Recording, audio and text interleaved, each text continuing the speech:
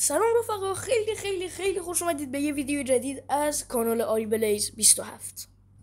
خب دوستان، امروز میخوایم درباره درست کردن باگ لوداوت داخل کال آف دیوتی موبایل که حالا جدیدن اضافه شده. متاسفانه حالا برای من که این اتفاق افتاد، ممکنه برای شما هم این اتفاق افتاده باشه که میاد یه دونه لوداوت رو عوض میکنید. بر فرض من الان لوداوت AK 117 که همینطور که میبینید الان اینجا میبینید که نایف ورف برکن گولدو داره و AK 117.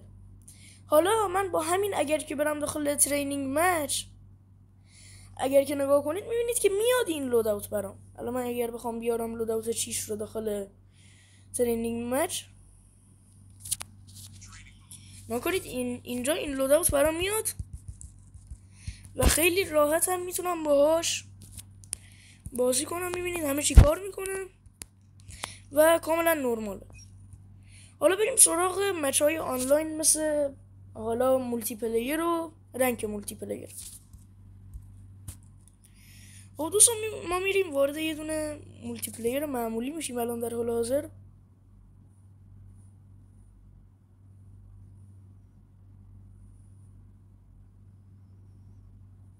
خب همونطور که میبینید الان من اگر بیام رو لوداوت 6 اصلا یه گان دیگه است که مال خیلی خیلی قبله و این گان همونطور که میبینید الان لوداوت 6 اصلا RUS با اینکه باید AK 117 می بود.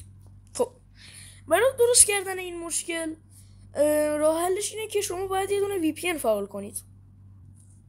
فرقی نداره چه VPNی باشه، فقط اتصال رو بزنید و وقتی که مطمئن شدید که این VPN کار میکنه، یعنی با بقیه اپلیکیشن ها کار بکنه، حتما میتونید برید و وارد بازی بشید.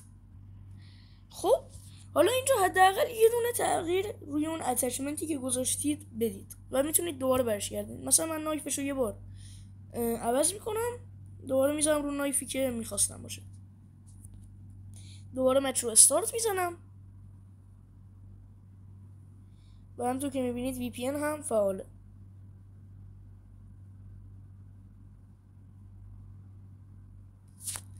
خب دوستان، همینطور که میبینید در حال حاضر الان این AK 117 به لوداوت هم اضافه شد و پس مشکلی نیومدن با یه دونه VPN خیلی ساده حل میشه.